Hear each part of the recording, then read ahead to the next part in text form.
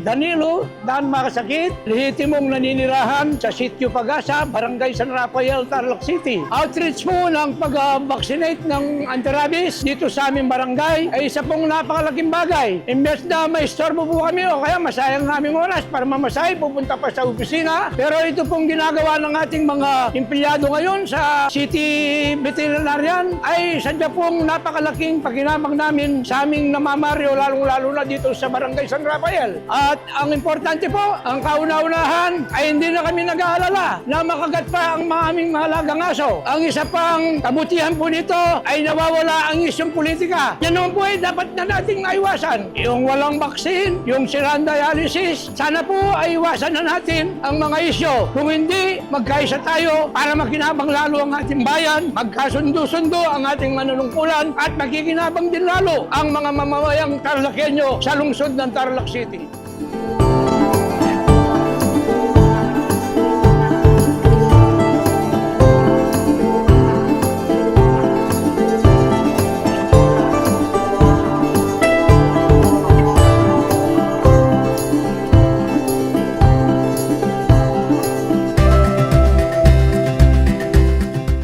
Nagpapasalamat po kami sa serbisyong mayap na pinangunahan ng ating lalawigan na ngayon na kagalang-galang Mayor Susan Yap.